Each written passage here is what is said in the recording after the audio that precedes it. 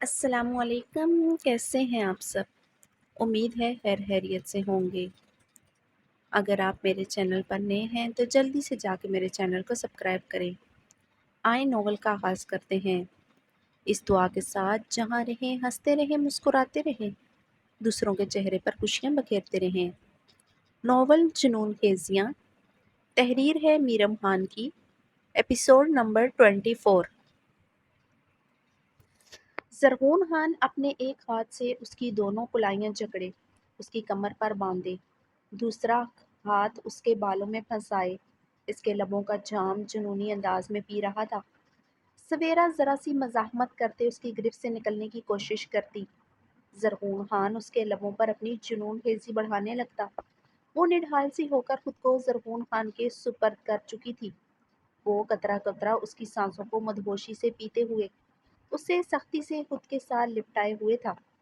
کمرے میں مدہم بے ترتیب سانسوں کا رقص جاری ہو چکا تھا۔ وہ اسے اپنے ساتھ لپٹائے رخ پلٹے اس پر مکمل طور پر حاوی ہوا۔ سویرا نے گلابی مدہوشی بھری آنکھوں سے زرغون خان کو دیکھا، جو اسے اپنی سرخ خمار بھری آنکھوں سے دیکھ رہا تھا۔ زرغون خان نے گہرے سانس لیتے آنکھ کے اشارے سے اسے اجازت چاہی تھی۔ سویرا نے مسکراتے ہوئے اسی کے انداز میں آنکھ سے اجازت دی۔ سویرا کی ادا پر زرغون کا برجستہ بلند و بانگ کہکا گونجا تھا۔ سویرا اس کے کہکے کا ساتھ دیتی کھلکھلائی تھی۔ وہ اس کی ہنسی کی جلترنگ پر مزید مدہوش ہوا تھا۔ مائسوین مائی جان، مجھے قربت کے ان لمحات میں تمہاری سسکاریاں نہیں تمہارا ساتھ چاہیے، بلکہ تمہاری ہنسی کی جلترنگ سننی ہے۔ مجھے تمہارے لبوں پر مسکراہٹ دیکھنی ہے جو میرے اندر مزید آگ لگاتی ہے۔ تمہیں مسکراتا دیکھتے میرے جوان جذبے کنٹرول سے باہر ہو جاتے ہیں۔ وہ بھاری گمبھیر آواز میں بولتے ہوئے سویرا کے مسکراتے لبوں پر اپنے لب رکھ گیا۔ اس کے لبوں کی تپش پر سویرا نے سسکاری بھری۔ زرغون خان کا گرم ہاتھ اس کی نائٹی کے اندر سرسراتے اس کی نازک کمر پر سرسرا رہا تھا۔ وہ مٹھیوں میں اس کی سائیڈ کمر کو جکڑے ہوئے اس کے پورے بدن پر اپنا حق استحقاق جتا رہا تھا۔ ہے مائی لو، بے حد محبت کرتا ہوں تم سے، تمہیں درد دینے کا سوچ بھی نہیں سکتا، مگر آج میری قربت میں تمہیں درد ملے گا، وہ تمہیں برداشت کرنا ہوگا، کر لو گی نا؟ زرغون خان کی باری آواز اور اس کے بدن سے نکلتے اسپارک سے سویرا کی شہد رنگ آنکھوں میں اب سراسیمگی چھائی تھی۔ زرغون خان، سویرا گھبراتے ہوئے اس کے شولڈرز دونوں ہاتھوں سے جکڑ گئی تھی۔ یہ رشتہ مکمل کرنے کے لیے آج اور شاید کچھ دن تمہیں درد برداشت کرنا پڑے۔ وعدہ کرتا ہوں میری جان، میری پوری کوشش ہوگی میں اپنی جان کو تکلیف کم سے کم دوں۔ وہ بے ترتیب سے لہجے میں بولتے اس کی گردن پر جھکتے وہاں اپنے دہکتے لب رکھ گیا۔ وہ اب دیوانگی کے عالم میں سویرا کی گردن کو چوم رہا تھا۔ سویرا اور زرغون خان کی سانسیں بے ترتیب ہو چکی تھی۔ آئی ایم سوری مائسوین، میں اپنے وعدے پر قائم نہیں رہ سکوں گا۔ تم میری دیوانگی میرا جنون ہو۔ میری قربت میں تمہاری سسکاریوں کی گونج وقت کے ساتھ ہر لمحہ بڑھیں گی۔ میں تمہارے لیے جتنا مرضی سافٹ ہو جاؤں، مگر قربت کے دوران تم اپنے خانزادہ کو جنونی پاؤ گی۔ تمہاری بے پناہ خوبصورتی مجھے سافٹ رہنے نہیں دے گی۔ وہ اس کی نائٹی کی سٹرپ نیچے کھسکاتے اس کی برہنہ گہرائیوں اور شولڈرز پر دانت گاڑنے لگا۔ سویرا کی سانسیں مزید بے ترتیب ہونے لگی تھی۔ وہ اس کے وجود سے نائٹی اتارتے اس پر جھکا تھا۔ یکدم وہ جھٹکا کھا کر پیچھے ہوا۔ زرغون خان نے سویرا کو سرخ سوالیہ نگاہوں سے دیکھا۔ وہ بے تحاشا سرخ ہوتے اپنا نچلا لب بے دردی سے دانتوں تلے کچل گئی تھی۔ اس کا چہرہ شرم سے زیادہ خفت سے سرخ ہوا تھا۔ زرغون خان تکیے پر گرتے گہرے سانس لیتے آنکھیں موند گیا تھا۔ سویرا اٹھتے خفت زدہ چہرے کے ساتھ اپنی سلیو لیس نائٹی پہننے لگی۔ اپنا گاؤن پہنتے وہ بیڈ سے نیچے اتری ہی تھی کہ زرغون خان اس کی کلائی نرمی سے کھینچتے اسے اپنے سینے پر گرا گیا۔ سویرا خفت و شرم سے زرغون خان کے برہنہ چٹانی سکس پیک سینے سے لپٹے آنکھیں سختی سے میچ گئی۔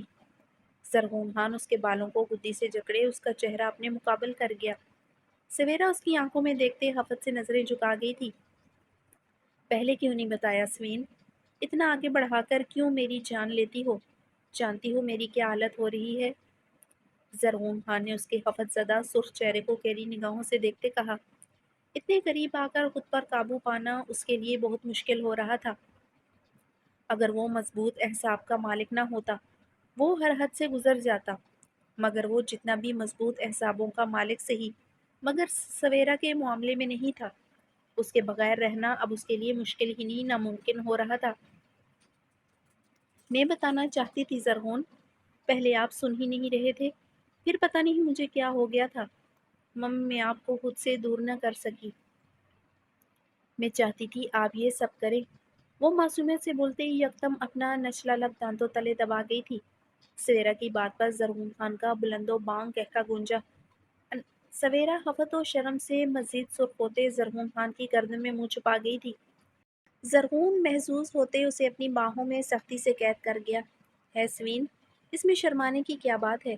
اگر میں تمہیں دیکھ کر دن رات بہک سکتا ہوں، تمہیں سوچ کر پاگل ہو سکتا ہوں، اور میں تو ہزاروں بار تمہارے ساتھ اپنے خوابوں میں یہ سب کر چکا ہوں جو ابھی تک لائیو نہیں کر سکا۔ تم بھی یہی چاہتی ہو تو اس میں شرم کی کیا بات ہے؟ زرغون خان باریک گمبھیر آواز میں بولتے ہوئے اس کے بالوں کو گدی سے جکڑتے ہوئے اس کی شہد رنگ آنکھوں میں اپنی آنکھیں گاڑ گیا۔ آپ تو بے شرم ہیں زرغون، میں نہیں۔ سویرا اس کے چٹانی سینے پر انگلی پھیرتے ہوئے آہستگی سے بولی۔ آہستہ آہستہ تمہیں بھی بے شرم بنا دوں گا میری جان، میری سوین۔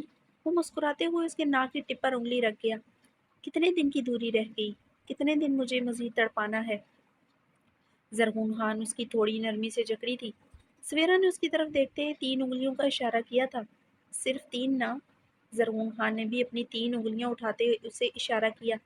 سویرا نے ہنستے ہوئے اس بات میں سر ہلایا۔ صرف 3؟ زرغون خان نے پھر سے یقین دہانی چاہی تھی۔ صرف 3؟ سویرا نے گلابی ہوتے ہنستے ہوئے کہا۔ صرف 3؟ زرغون نے پھر سے 3 انگلیاں اس کی آنکھوں کے سامنے لہراتے صرف 3 پر زور دیا تھا۔ صرف 3 زرغون؟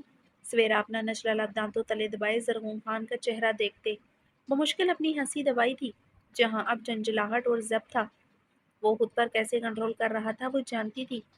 مقابل کا بے پاک لمس اس کی بےتابیاں وہ محسوس کر سکتی تھی۔ صرف 3؟ زرغون خان نے ٹھنڈی آہ برتی تکیے پر سر پٹخا۔ صرف 3 زرغون؟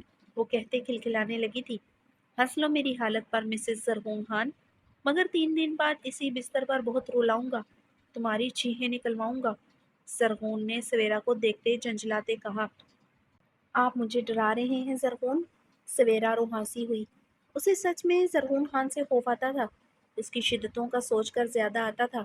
ابھی تو وہ بہت نرمی سے اسے چھو رہا تھا، اس نے کبھی اسے سختی سے چھوا نہیں تھا۔ اس کے حساس حصوں کو بھی وہ بہت نرمی سے چھوتا تھا۔ تمہیں ڈرنا بھی چاہیے میسوین، 3 دن بعد تمہاری نازک جان مجھے برداشت نہیں کر سکے گی۔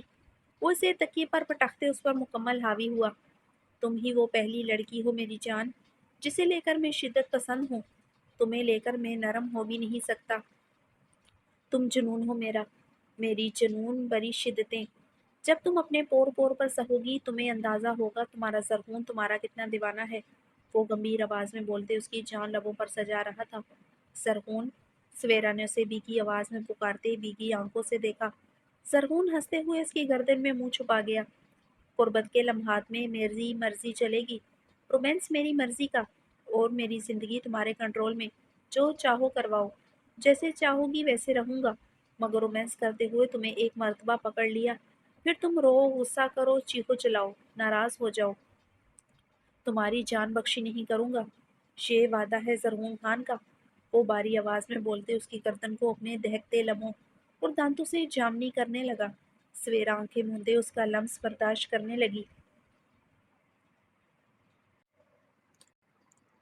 طلحہ خان کے باریک قدم یکدم رکے تھے۔ وہ اس وقت بلو کاٹن جینس پر سفید شرٹ پہنے ہوئے تھا، جس پر بلو کوٹ پہنے ہوئے تھا۔ اپنے آفس سے نکلتے ہال میں آیا تھا۔ دعا کو دیکھتے اس کی سمس آنکھوں میں شعلے سے دہکے تھے۔ وہ ہال میں ریسیپشن کاؤنٹر کے پاس کھڑی تھی۔ وہ ریڈ گرم فراک میں ملبوس تھی، جس پر اس نے ریڈ ہی شال سر پر اوڑھی ہوئی تھی۔ اس کے لبوں پر پنک لپسٹک بھی تھی، آنکھوں میں کاجل بھی لگا ہوا تھا۔ وہ کاؤنٹر کے اوپر رکھی فائلز کو دیکھتے کاؤنٹر کی دوسری طرف کھڑی مس علیزے جو ریسیپشن تھی اس سے مسکراتے ہوئے باتیں کر رہی تھی۔ طلحہ خان میٹنگ روم کی طرف جا رہا تھا، جہاں شہرم خان نے تمام ڈاکٹرز کو بلایا تھا۔ اس وقت تقریباً سبھی ڈاکٹر ادھر موجود تھے۔ हॉल में वेटिंग सोफों पर और वेटिंग चेयर्स पर इक्का दुक्का पेशेंट्स बराजमान थे। तलहा खान ने ना चाहते हुए भी कदम दुआ की तरफ बढ़ाए। वो पिछले 10 दिनों से इसे मुकम्मल अवॉइड कर रहा था। हॉस्पिटल में इसे और दुआ को लेकर मुख्तलिफ किस्म की बातें होना शुरू हो गई थी। वो हॉस्पिटल में इससे काफ़ी हद तक फासला रखे हुए था। उसे देखते वो अपने बदले की आग पर काबू न रख सकता था। चीखे तक पहुंचने के लिए उसे अपनी पहचान छुपानी ही थी। वो उसके हुक्म पर सारा दिन डॉक्टर माही के साथ गुजारती थी। दुआ का मोबाइल सारा वक्त उसके पास होता था। जाते हुए वो उसे दे देता था। वो दुआ पर ना सही उसकी चीज़ों पर हक जता रहा था। पता नहीं इसकी कौन सी हिस्स को तस्कीन मिलती थी, मगर वो जब उसके अहकामात मानती तो उसे लगता बहरोज खान की बेटी उसके कंट्रोल में है। वो सिर्फ उसका नफरत भरा जुनून थी। तलहा खान की सब आंखें उसका अहाता किए हुए रहती थी। एक मर्तबा उसकी हवेली में वो राशि का रेड ड्रेस पहन चुकी थी। उस दिन भी उसके आरस की रंगत उसके पहने गए ड्रेस की वजह से सुर्ख मालूम हो रही थी। आज भी उसके उभरे हुए गाल गुलाब की तरह सुर्ख हो रहे थे। ना चाहते हुए भी तलहा खान के कदम उसकी तरफ बढ़ने लगे। मिस अलीजे, मर्दाना ward bed number 8 number patient की फाइल दीजिएगा। वो अलीजे से बोलते अपनी निगाहें अब करीब खड़ी दुआ पर गाड़ गया। ब्लड थर्स्ट बीस्ट को इतने दिनों बाद अपने करीब देखते दुआ ने अपने कदम नामहसूस अंदाज में दूसरी तरफ बढ़ाए। तलहा खान की निगाहें अब रिसेप्शन डेस्क पर मौजूद फाइल पर थीं, मगर तमाम तर एहसासियात इस नाज़ुक वजूद की तरफ थीं, जो मुसलसल अपने कदम दूसरी तरफ बढ़ा रही थी। तलहा खान की सब्ज़ आंखों में यकदम सुर्खी छाई थी। इसका दूर जाना बुरी तरह चुभा था। वो डेस्क पर रखे उसके खूबसूरत हाथों की कपकपाहट देख चुका था। वो उसे डरकर उससे दूर हो रही थी। ये बात उसे तस्कीन की जगह उसे अजीब सी चुभन में मुब्तला कर रही थी। उसकी आंखों में अपने लिए डर देखना उसे आज भी सुकून पहुंचाता था, मगर डर की वजह से उसका दूर जाना उसे सुइयां चुभो रहा था। ओके ठीक है, मैं देखता हूँ बाद में। वो लीजे से मुस्कुराते हुए कहते मीटिंग रूम की तरफ लंबे लंबे डग बढ़ता बढ़ा। दामिन लंगारी को सामने से आते देखते तलहा खान की सब आंखों में शरारे से दहके थे। वो सफेद जीन्स पर ब्लैक शर्ट पहने हुए था। शर्ट की आस्तीन उसने कोहनियों तक फोल्ड किए हुए थी। उसकी सफेद रंगत हेजल ग्रे आंखें बुलंदो कामत कद। वो बेहद पुरकशिश पर्सनैलिटी रखता था। डॉक्टर दामिन लगारी ने रुकते हुए तलहा खान को आंख मारी। तलहा खान अपनी पिछली गर्दन से हिलाते बमुश्किल खुद पर जब्त किया था। डॉक्टर दामिन लगारी मुस्कुराते हुए आगे बढ़ गया था। तलहा खान के मीटिंग रूम की जानब बढ़ते कदम रुक गए थे। तलहा खान ने पलटते हुए दामिन लगारी को देखा, जो दुआ के मुकाबले आ खड़ा हुआ था। मिस दुआ, आपके गाल पर क्या लगा है? दामिन लगारी की आवाज़ पर तलहा खान की सांसों में भी आग दहकी थी। क्या लगा है डॉक्टर दामिल? दुआ की बात पर तलहा खान को अपने खून में उबाल उठते महसूस हुए। मिस दुआ, लगता है आपका काजल फैल गया है। लाइन में साफ कर देता हूँ। दामिन लगारी दुआ को बिना कोई मौका दिए उसके खूबसूरत गाल पर लगे काजल को अपने अंगूठे की पोर से रब कर गया। तलहा खान जैसे पागल हुआ था। अभी उसने दामिन लगारी को दुआ के गाल को टच करते देखा नहीं था। उसे सिर्फ सुनाई दे रहा था। दुआ का नाजुक वजूद डॉक्टर दामिन लगारी के चौड़े वजूद के आगे छुपा हुआ था। तलहा खान की रंगत सुर्ख कंधार हो चुकी थी। उसके बाजू के मसल्स इतनी तेजी से फूले थे कि तलहा खान को इसी लम्हे अपना कोट उतारना पड़ा था।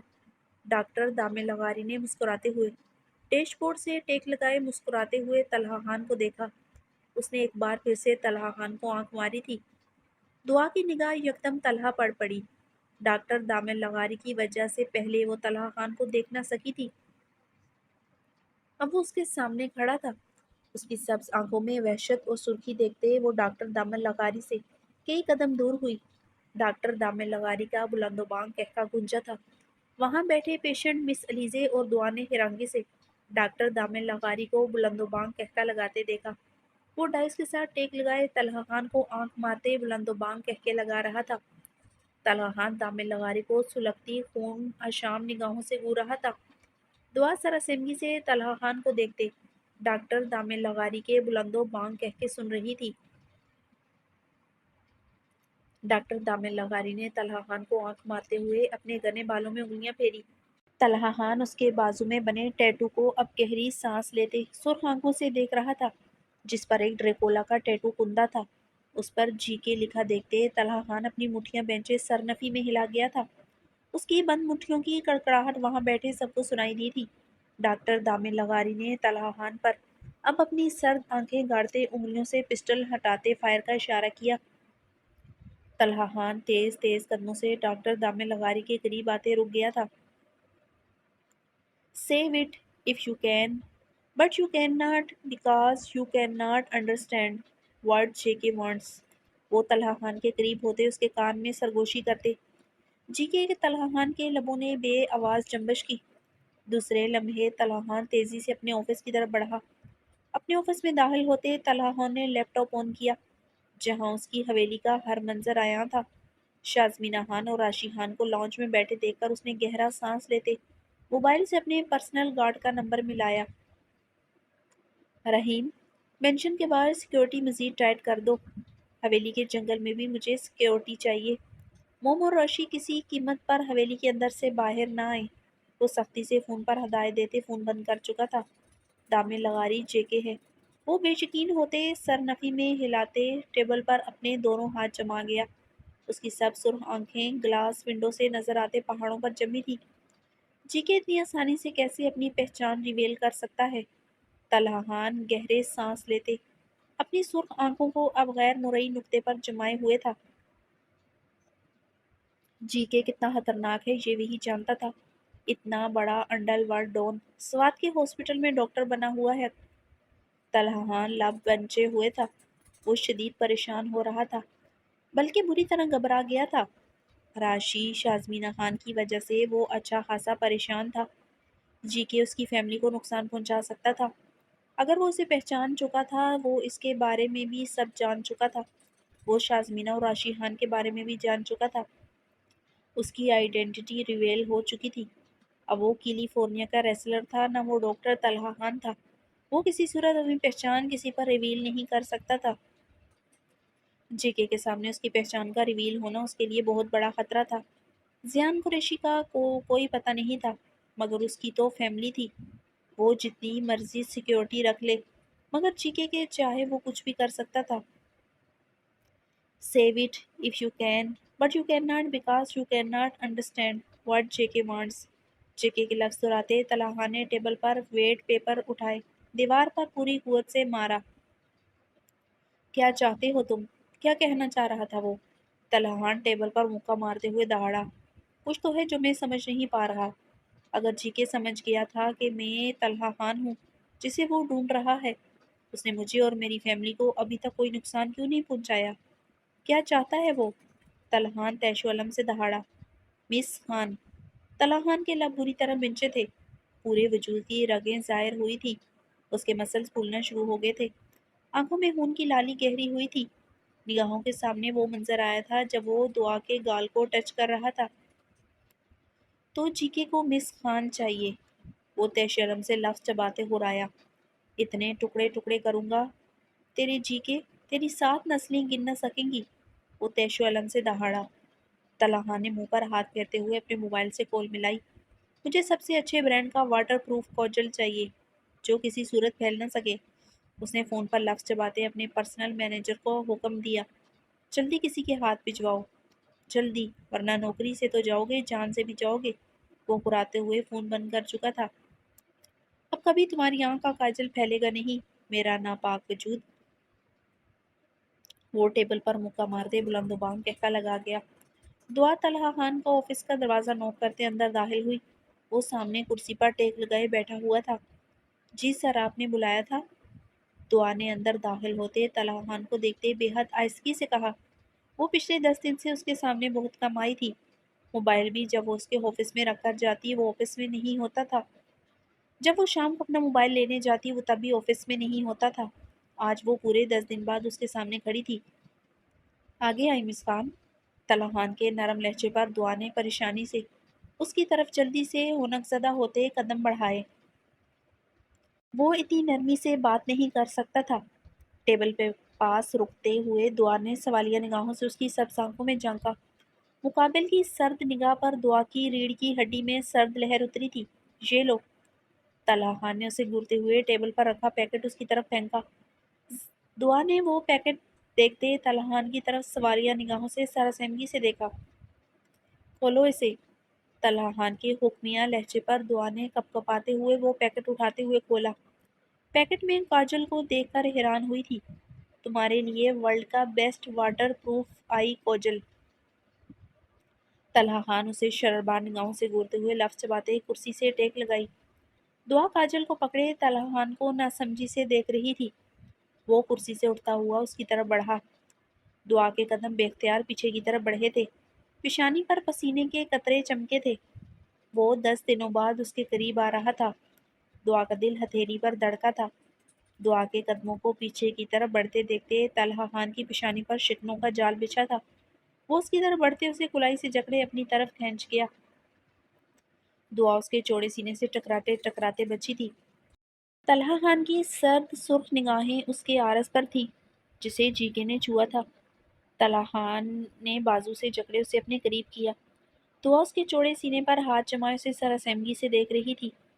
آنکھیں نہیں جھپکنی چاہیے مس خان، ان آنکھوں سے مجھے سخت نفرت ہے، نوچ ڈالوں گا میں، طلحان ہراہٹ زدہ لہجے میں حکم دیتے اپنے انگوٹھے کی پور سے اس کی آنکھوں کی انر لائن پر لگا کاجل بے دردی سے رگڑ گیا۔ دعا کی پلکیں بری طرح جھپکی تھیں۔ طلحان کی سختی پر اس کی آنکھوں سے پانی نکلتا اس کے عارض پر بہنے لگا تھا۔ طلحان نے اسے سرخ نگاہوں سے گھورتے ہوئے اس کی دوسری آنکھوں سے بھی بے دردی سے کاجل ریموو کیا۔ دعا نے جلن سے سسکاری بھری تھی۔ بہت ہی گھٹیا کاجل ہے یہ تو، ڈاکٹر دامل کو یہ تمہارے گال پر لگا دکھ گیا، مگر صبح مجھے نہ دکھ سکا۔ وہ اس کے شفاف ہیزل گرے آنکھوں کو دیکھتے استزادیہ مسکرایا تھا۔ پتہ نہیں کیسے وہ پھیل گیا کاجل، مجھے نہیں پتہ چلا۔ دعا نے اس کی سبز آنکھوں میں دیکھتے بھیگے لہجے میں کہا۔ تمہارے کس گال کو چھوا تھا ڈاکٹر دامل نے؟ طلحان نے جبڑے بینچے استفار کیا۔ دائیں گال، دعا نے ڈرتے ہوئے کہا۔ آریان کی ہونہار نگاہ دائیں گال پر تھی۔ اٹھاؤ یہ کاجل اور لگاؤ، وہ ہرایا۔ گال پر لگاؤں؟ دعا نے کاجل پکڑتے معصومیت سے استفار کیا۔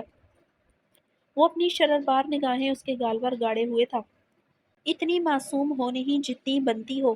وہ اس کے معصوم نقوش اور اس کی معصومیت پر دانت میچ گیا تھا۔ کہاں لگاؤں؟ دعا نے بھیگے لہجے میں استفار کیا۔ آنکھوں میں مس خان، آنکھوں میں۔ طلحان نے غصے سے دانت کچکچائے تھے۔ دعا نے اس بات میں سر ہلاتے کپ کپاتے ہاتھوں سے کاجل کی پینسل اپنی آنکھوں میں لگانے کی کوشش کی، مگر اس کے ہاتھ بری طرح کانپ رہے تھے۔ طلحہ بہت قریب کھڑا اسے دیکھ رہا تھا۔ مرر نہیں ہے، کیسے لگاؤں؟ دعا نے بھیگے لہجے میں روہان سے ہوتے پوچھا۔ طلحان اسی لمحے اسے کلائی سے پکڑے واش روم کی طرف بڑھا تھا۔ دعا اس کے ساتھ کھینچتی ہوئی گئی تھی۔ لو اب لگاؤ۔ وہ واش روم میں داخل ہوتے اسے مرر کے آگے کھڑا کر گیا تھا۔ دعا نے گہرا سانس لیتے اپنے پیچھے کھڑے طلحان کو دیکھا جو اسے سرد سرخ نگاہوں سے گھور رہا تھا۔ دعا نے کانپتے ہاتھ سے ایک ہاتھ میں بمشکل کاجل لگاتے طلحان کی طرف دیکھا۔ دوسری آنکھ میں بھی لگاؤ۔ وہ مرر میں اس کی بے حد خوبصورت ہیزل گرے آنکھوں کو گہری نگاہ سے دیکھتے سرد لہجے میں بولا۔ شال اس کے سر سے سرکتی کندھوں پر تھی۔ اس کے خوبصورت سر کی چاکلیٹی براؤن بال کمر پر بکھرے تھے۔ اس نے اپنے بالوں کو سینٹر سے پنس لگائے باقی بالوں کو کھلا چھوڑ رکھا تھا۔ اس کے بدن سے بہت تیز مہک بھی اٹھ رہی تھی، جو اس کے جسم سے اٹھتی کستوری مہک نہیں تھی۔ اس مہک میں آج مصنوعی خوشبو شامل تھی۔ طلحان کی نگاہیں اس کی پشت پر گڑھی تھی۔ فراک بے حد سٹائلش تھی اور کمر پر فٹنگ میں تھا۔ طلحان کی نگاہیں اب اس کے کانوں میں لٹکے ریڈ چھوٹے چھوٹے آویزوں پر تھی۔ وہ آج ضرورت سے زیادہ تیار تھی۔ دعا مرر میں دیکھتے کپ کپاتے ہاتھ سے دوسری آنکھ میں کاجل لگا رہی تھی۔ طلحان کی دہکتی نگاہیں اس کے وجود کا احاطہ کیے ہوئے تھی۔ اتنی تیار کس خوشی میں ہوئی ہو؟ طلحان اپنی شرٹ کے اوپری 2 بٹن کھولتے ہوئے لفظ چباتے شعلہ بار لہجے میں پوچھا۔ اس کے بدن کی اتنی تیز مہک طلحان سے برداشت نہیں ہوئی تھی۔ لالا نے کہا تھا شام کو تیار رہوں۔ مجھے بھابھی بچوں کو وہ آج ڈنر پر باہر لے کر جائیں گے۔ دعا نے مرر میں طلحان کو دیکھتے بمشکل ہی جواب دیا تھا۔ اچھا؟ طلحان اچھا خاصا زور دیتے اس کے قریب ہوا۔ دعا کی سانسیں رکی تھی۔ وہ اس کی طرف بڑھتے اس کے دونوں اطراف سے وینٹی کو جکڑے اسے محصور کر چکا تھا۔ مجھے پتا تھا تمہارا لالا بغیرت ہے، مگر آج پتا چلا وہ اچھا خاصا بغیرت ہے۔ ڈنر پر جانے کے لیے اپنی بہن کو اتنا تیار ہونے کو کہا ہے۔ طلحان اس کی طرف جھکتے اس کے کان میں پھنکارا۔ وہ ریڈ فراک میں اس وقت شعلہ جواں لگ رہی تھی، بے حد خوبصورت۔ وہ جانتا تھا وہ باہر آتے جاتے چہرہ نہیں ڈھانپتی۔ دعا کی اتنی تیاری اس کے اندر بامبڑ سی جلا چکی تھی۔ میرا لالا بغیرت نہیں ہے، دعا نے اس کی سلگتی سانسیں اپنے کان پر بکھرتی محسوس کرتے مرر میں اس بلڈ تشویش کی آنکھوں میں دیکھتے سپاٹ لہجے میں کہا۔ وہ جواب دینے کے بعد اپنی سانس روکے ہوئے تھی۔ اس کے روانی سے بنا ڈرے بولنے پر طلحان کے لبوں سے فلک شگاف کہکا برآمد ہوا تھا۔ وہ اپنی سانس روکے ہوئے اس کی زیرک نگاہ محسوس کر چکی تھی۔ وہ اسے بازو سے جکڑے اس کا چہرہ اپنے مقابل کر گیا۔ دعا سے بھیگی خوفزدہ نگاہوں سے لمبا سا سانس کھینچتے گہرے سانس لیے، مگر اس کی خوفزدہ نگاہوں میں شرارے سے دہکے تھے۔ حامد خان کے خلاف کچھ بھی وہ نہیں سن سکتی تھی۔ وہ بغیرت ہی ہے۔ اتنے دن میرے پاس رہی، تمہیں دیکھ کر لگتا تو نہیں اس نے تم سے کچھ کہا ہے؟ ورنہ اسے تو تمہیں زندہ زمین میں گاڑ دینا چاہیے تھا۔ طلحان اس کی کاجل لگی آنکھوں میں دیکھتے برفیلے لہجے میں پھنکارا۔ وحشی درندہ بلڈ تھسبیش نہیں ہوتا۔ کچھ مرد میرے لالا جیسے بھی ہوتے ہیں، محبت کرتے ہیں، اعتبار کرتے ہیں مجھ سے۔ دعا اس کی آنکھوں میں دیکھتے لرزتے لبوں سے بولی۔ ہر مرد اس لیے بلڈ تھسبیش نہیں ہوتا کیونکہ اسے بلڈ تھسبیش بنایا نہیں جاتا۔ تمہارا باپ بہروز خان اور شاہجہان نے بنایا۔ طلحہ خان کو وحشی درندہ، وہ اسے کندھوں سے جکڑے جھنجھوڑتے ہورا اٹھا تھا۔ اعتبار ہے تم پر حامد خان کو، اچھی بات ہے، مگر تم نے کیا کیا؟ سڑک پر بکھرے حلیے میں اپنے جسم سے اتری چادر کے ساتھ برستی بارش میں نو شیر پکار رہی تھی۔ نو شیر میرا، وہ حلق کے بل چیخی تھی۔ وہ اس کا جبڑا دبوچتے اس کے لفظ حلق میں گھٹ گیا۔ چیخنا مت، اور نوشیر کا نام میرے سامنے بھی اپنے لبوں سے مت نکالنا، میں قسم کھا لوں گا کہ تمہارے ٹکڑے ٹکڑے کرنے کی۔ وہ پھولتی رگوں کے ساتھ دہاڑا۔ مقابل کے لبوں سے نوشیر کا نام سنتے وہ پاگل ہو جاتا تھا۔ آج بھی ہوا تھا۔ جب تم مجھے سڑک پر ملی تھی تو تمہیں دیکھ کر شاہجہان یاد آئی تھی۔ وہ بھی برستی بارش میں بکھرے حلیے کے ساتھ واپس آئی تھی۔ دیکھو تم شاہجہان کی بیٹی نکلی۔ کہتے ہیں خون کا بڑا اثر ہوتا ہے، جیسا باپ ویسا بیٹا، جیسی ماں ویسی بیٹی۔ وہ اس کا جبڑا ایک جھٹکے سے چھوڑتے ہوئے دروازے کی طرف بڑھا۔ دروازے کی طرف بڑھتے اس کے قدم رکے تھے۔ تم حامد خان کے ساتھ آج ڈنر پر باہر نہیں جاؤ گی، اور اسے بھی کنونس کرو گی کہ وہ ڈنر پر باہر کہیں نہ جائے۔ طلحہ خان بنا پلٹے سرد لہجے میں حکم دیا۔ میں آپ کی بات نہ مانوں تو؟ دعا ہذیانی ہوتی روتی ہوئی بولی تھی۔ پھر آج رات میں تمہیں اغوا کر کے اپنی حویلی لے جاؤں گا اور تمہیں اپنے ٹائیگر کے سامنے باندھ دوں گا۔ طلحہ نے پلٹتے ہوئے اطمینان سے کہا۔ ایسے کیسے؟ دعا نے روتے ہوئے ہچکی لی تھی۔ آزما کر دیکھ لو، میرے کسی بھی حکم کو نہ مان کر۔ تم اچھی طرح میری پاور کو جانتی ہو، دیکھ چکی ہو میرا اصلی ویمپائر وحشی روپ، بلڈ تھرسٹ بیسٹ۔ میں درندہ نہیں، ویمپائر بھی ہوں۔ تمہارے لالا کے پاس جتنے گارڈز ہیں، جتنی طاقت ہو، کوئی مجھے روک نہیں سکے گا۔ اب فیصلہ تمہارے ہاتھ میں ہے۔ آج رات اپنے لالا کے ساتھ ڈنر کرو گی یا پھر میرے ٹائیگر کا ڈنر بنو گی تم؟ طلحان واش روم کے دروازے کے ساتھ ٹیک لگاتے اپنی پاکٹ سے سگریٹ لائٹر نکالتے سگریٹ جلائے لبوں میں لگا گیا تھا۔ دعا بری طرح کانپتے ہوئے اسے دیکھ رہی تھی۔ اچھا ڈنر کرنا تاکہ میرا ٹائیگر تمہارا ڈنر کرتے ہوئے انجوائے کر سکے۔ طلحان نے سگریٹ کا گہرا کش لیتے اس کے لرزتے وجود پر گہری نگاہ ڈالی۔ دعا کی آنکھوں میں جاری برسات میں اضافہ ہوا تھا۔ اچھی طرح شال اوڑھے باہر آؤ، ڈنر پر جانے کی تیاری کرو۔ آج رات 12 بجے تم میری مہمان ہوگی۔ طلحہ نے سپاٹ لہجے میں بولتے دروازے کے ہینڈل پر ہاتھ رکھا۔ نہیں جاؤں گی میں، دعا ہچکی لیتے ہذیانی ہوتی چیخی۔ تمہارا لالا بھی آج رات کہیں نہیں جائیں گے، اس بات کو ممکن بناؤ گی تم، ورنہ دوسرا آپشن یہ ہوگا تمہیں اغوا کر کے مڈ نائٹ کی قبر میں گاڑ دینا۔ وہ سرد لہجے میں بولتے ہوئے واش روم سے نکل گیا تھا۔ دعا گہرے سانس لیتے پھوٹ پھوٹ کر رو دی تھی۔ زید خان صوفے پر بیٹھے سگریٹ سلگائے بیڈ پر بے ہوش پڑی مہک پر نگاہیں جمائے ہوئے تھا۔ صبح سے شام ہونے والی تھی، وہ ابھی تک ہوش میں نہیں آئی تھی، نہ اس نے اس کے لیے کسی ڈاکٹر کو بلایا تھا۔ وہ لیپ ٹاپ پر کام کرتے ہوئے گائے بگائے اس پر نگاہیں ڈال لیتا تھا۔ اپنا ناشتہ اس نے کمرے میں ہی منگوا کر لیا تھا۔ زید خان نے لیپ ٹاپ پر نگاہیں دوڑائے۔ اب بری طرح جبڑے بینچے تھے، پیشانی پر شکنوں کا جال ابھرا ہوا تھا۔ تبانہ خانم کو کبھی اس نے روتے ہوئے نہیں دیکھا تھا۔ مگر مشتبہ خان کے بعد اس کی آنسو خشک ہوتے نہیں دیکھے تھے، اپنی بہن فضل خان کو کمرے سے نکلتا نہیں دیکھا تھا۔ اس کی حویلی ایسی تو نہیں تھی۔ مشتبہ خان ہوتا ساری حویلی میں کہکوں کی برسات ہوتی تھی، تبانہ خانم کی ہنسی کی جھنکار، عالم زیب خان کے اور مشتبہ خان کے کہکے، فضل خان کا نخرے دکھاتے چیخنا، زید خان کے اندر کا قہر سامنے لیٹے ہوش و خرد سے بیگانہ وجود پر بڑھتا جا رہا تھا۔ اس کی زندگی کا سب سے بڑا پچھتاوا روحان ملک کو زندہ جانے دینا تھا، مگر جرگے کے فیصلے نے اس کے پیروں میں زنجیریں ڈال دی تھی۔ وہ جرگہ ختم ہونے کے بعد روحان ملک کو جان سے مارنے کے لیے ڈیرے پر گیا تھا، مگر عالم زیب خان پہلے ہی اسے وہاں سے نکال کر لے جا چکے تھے۔ انہیں اس کی فطرت پتہ تھی، وہ روحان ملک کو چھوڑے گا نہیں۔ جن جرگوں میں وہ اور عالم زیب خان غنی ہونے کے فیصلے کرتے رہے، آج بات خود پر آئی وہ کیسے انحراف کر سکتے تھے؟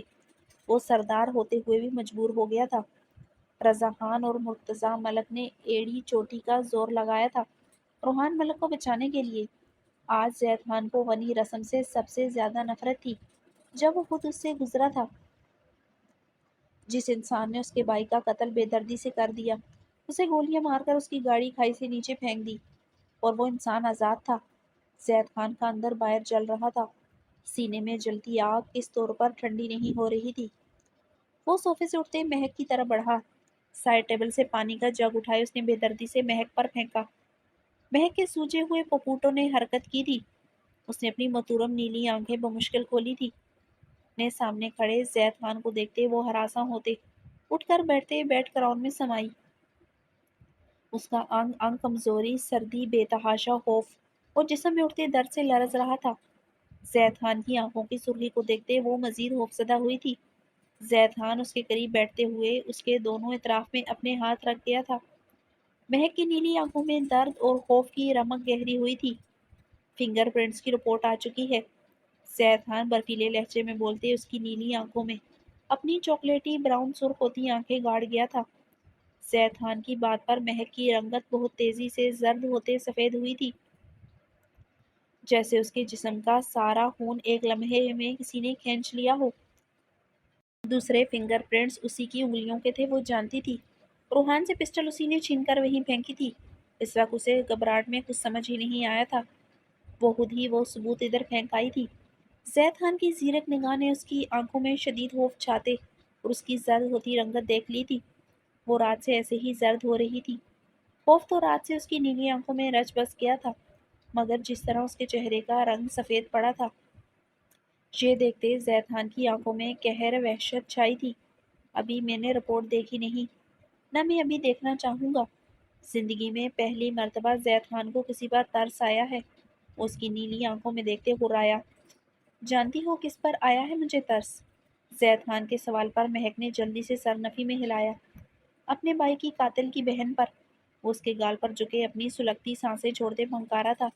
مہک نے کرم میں ڈوبی سسکاری بری تھی، اس کی سلگتی سانسوں پر مہک کے عارض میں درد کی تراٹیں اٹھ رہی تھی۔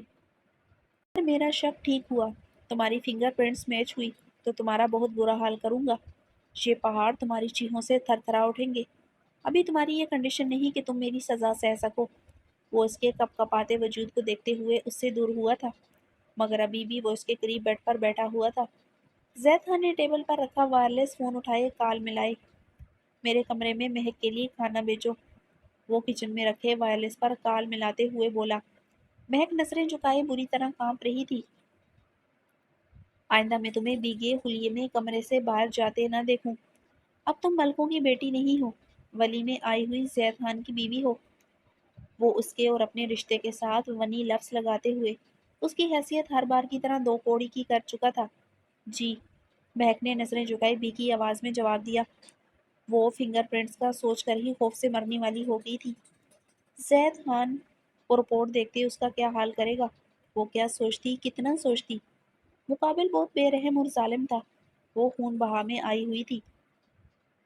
اگر یہ ثابت ہو گیا وہ قاتل بھی ہے، تو مقابل کیا کرے گا اس کے ساتھ؟ یا وہ اور کتنا کرے گا؟ وہ آنکھیں موندے کرم میں ڈوبی ہچکی لے گئی۔ دروازہ کھٹکھٹانے پر گلوینا کھانے کی ٹرے لے کر اندر داخل ہوئی تھی۔ زید خان مہک کے پاس سے اٹھتا صوفے کی طرف بڑھتے بیٹھ گیا تھا۔ گلوینا ٹرے مہک کے سامنے رکھتے اسے بھیگی ترہم امیز نگاہوں سے دیکھتے اس کے سامنے کھڑی ہو گئی۔ جاؤ یہاں سے، زید خان گلوینہ کو وہی جمع دیکھ کر بولا۔ جی ہاں۔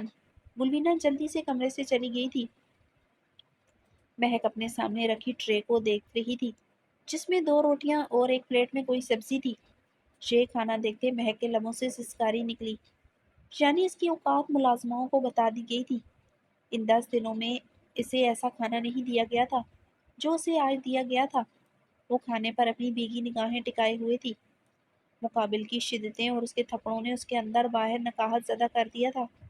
اسے اس کھانے کی ضرورت تھی، مگر یہ کھانا نہیں اس کی اوقات تھی، جو اس کے حلق سے اترنے والا نہیں تھا۔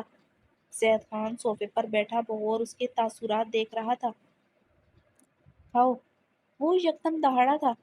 مہک اس کی دہاڑ پر لرزتے ہوئے جلدی سے چھوٹے چھوٹے لقمے لیتے کھانے لگی۔ زید خان صوفے سے ٹیک لگائے سگریٹ کے کش لینے لگا۔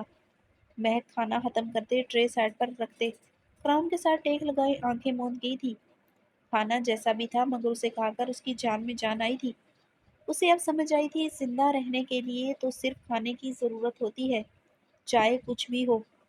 کمبل لے کر میرے پاس آؤ۔ زید خان کے حکم پر وہ لرزتے ہوئے آنکھیں کھول گئی۔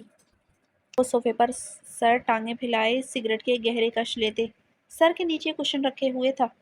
مہک لرزتے ہوئے اسے دیکھ رہی تھی۔ اس کے پاس جانے کی ہمت نہ تھی۔ وہ اپنے پاس ٹیبل پر پڑا گلاس اٹھائے پوری قوت سے دیوار پر مار گیا تھا۔ گلاس بیڈ وال پر آ کر لگا تھا۔ مہک کی فلک شگاف چیخ برآمد ہوئی تھی۔ رو مت، تمہیں نہیں مارا۔ اگر تمہیں مارنا ہوتا میرا نشانہ کبھی نہ چوکتا۔ یہ صرف تمہیں بتایا ہے۔ میرا حکم ماننے کا نتیجہ کیا ہو سکتا ہے؟ وہ آنکھیں مونتے سر لہجے میں بولا۔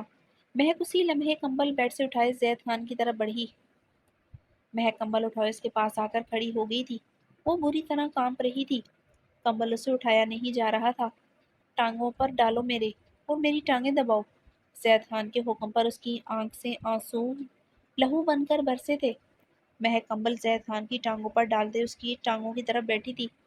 وہ اپنے پاؤں اس کی گود میں رکھ گیا تھا۔ وہ اپنے کپ کپاتے ہاتھوں سے اس کے پاؤں دبانے لگی۔ زید خان سگریٹ کے گہرے کش لیتے آنکھیں موندے ہوئے تھا۔ وہ چکراتے وجود کے ساتھ اس کی ٹانگیں دبا رہی تھی۔ لگتا ہے آج سے پہلے کسی کے پیروں کو ہاتھ نہیں لگایا۔ وہ اس کے نرم لمس پر طنزیہ ہنسا تھا۔ وہ اسے اس کی اوقات بتانے سے باز نہیں آتا تھا۔ مہک کی آنکھوں سے آنسو گرتے زید خان کے سفید پیروں پر گرے۔ وہ اپنے پیروں پر نمی محسوس کرتے اسے کلائی سے کھینچتے اپنے اوپر کر گیا تھا۔ مہک اس کے سینے سے لپٹی تھر تھر کانپنے لگی تھی۔ اس جگہ سے اس کے پیر بہتر تھے۔ جب یہی سب کچھ روز کرنا ہے، ان نیلی آنکھوں پر قیامت ڈہانے کا فائدہ؟ وہ اس کی گہری نیلی آنکھوں دیکھتے ہوئے استزائیہ بولتے کمبل اس کے اوپر کرتے اسے اپنے سینے میں بینچ گیا تھا۔ کمبل کے اندر سارے پردے ایک بار پھر سے اتر چکے تھے۔ دبی دبی سیسیوں کا کھیل پھر سے جاری ہو چکا تھا۔ سانسوں پر بوجھ بڑھ گیا تھا۔ درد کی شدت اختیار کر گئی تھی۔ میرے قاتل کو پکارو کہ میں زندہ ہوں ابھی۔ میرے قاتل کو پکارو کہ میں زندہ ہوں ابھی۔ میرے قاتل کو پکارو کہ میں زندہ ہوں ابھی۔ پھر سے مقتل کو سنوارو کہ میں زندہ ہوں ابھی۔ لاکھ موجوں میں گری ہوں ابھی ڈوبی تو نہیں۔ مجھ کو ساحل سے پکارو کہ میں زندہ ہوں ابھی۔ قبر سے آج بھی اپنوں کی آتی ہے صدا، تم کہاں ہو میرے پیارو کہ میں زندہ ہوں ابھی۔